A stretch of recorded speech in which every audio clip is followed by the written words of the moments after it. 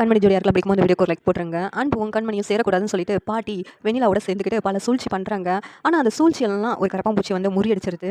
அன்புக்கு கரப்பான்பூச்சினாலே பயம். அப்படி இருக்கும்போது அன்பு கரப்பான்பூச்சியை பார்க்குறாங்க. அதை பார்த்து பயந்துட்டான். அப்படியே கண்மணி இறுக்கமாக கட்டி பிடிச்சிடுறாங்க. இதனால் அவங்க 2 பேரும் ஒன்று சேர்ந்துடுறாங்க. இதுக்கெல்லாம் காரணம் அந்த கரப்பான்பூச்சி ஆயிடுது. கரப்பான்பூச்சி வந்து பாட்டியோட சூழ்ச்சியெல்லாம் முறியடிச்சிருது. ஏன்னா பாட்டி கண்மணி கிட்ட ஒவ்வொரு நாளும் ஒவ்வொரு விரதம் இருக்கணும்னு சொல்லிட்டு ஜோசியர் மூலமாக சொல்கிறாங்க. கண்மணியும் இது சூழ்ச்சின்னு தெரியாமல் ஃபாலோ பண்ணிட்டு இருக்காங்க. ஆனால் அந்த சூழ்ச்சியெல்லாம் ஒரு கரப்பான்பூச்சி வந்து முறியடிச்சு அன்பும் கண்மணியும் சேர்ந்தது.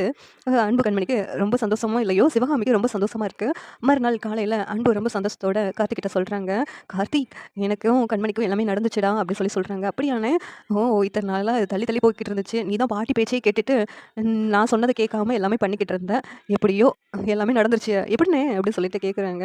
எல்லாத்துக்கும் காரணம் கரப்பான்பூச்சி தாண்டா அப்படின்னு இங்கே அன்பு சொல்லிக்கிட்டு இருக்காங்க. இன்னொரு பக்கம் கண்மணி இருந்துக்கிட்டு ரொம்ப வெக்கப்பட்டுட்டே இருக்கிறாங்க. சிவகாமி கிட்ட போகிறாங்க. அப்பயும் வெக்கப்பட்டுக்கிட்டே பேசிகிட்டு இருக்காங்க. என்னாச்சு கண்மணி இன்னைக்கு உன் முகத்தில் புதுசாக அழகு கூடி இருக்கிற மாதிரி இருக்குது, என்னாச்சு அப்படின்னு சொல்லிட்டு சிவகாமி கேட்குறாங்க.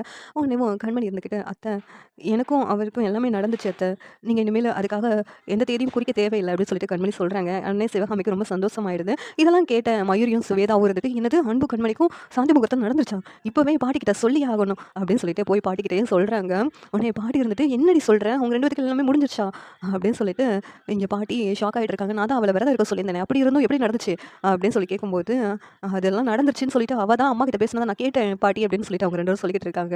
இதெல்லாம் வெண்ணிலாவுக்கு தெரியாமல் நீங்கள் பார்த்துக்கோங்க, வெண்ணிலாவுக்கு தெரிஞ்சுன்னா வெண்ணிலா ஷாக் ஆகிடுவா அப்படின்னு சொல்லிட்டு பாட்டி சொல்லிக்கிட்டு இருக்காங்க. இங்கே அன்பும் கண்மணியும் நடந்ததெல்லாம் நினச்சி பார்த்து சிரிச்சிக்கிட்டு இருக்காங்க. இந்த சீரியல் எப்படி நல்லா இருக்கும் நீங்கள் நினைக்கிறீங்கன்னு கமெண்ட் பண்ணுங்கள். இந்த வீடியோ பிடிச்சிருந்தா லைக் பண்ணுங்கள், ஷேர் பண்ணுங்கள், சப்ஸ்கிரைப் பண்ணுங்கள். தேங்க்யூ.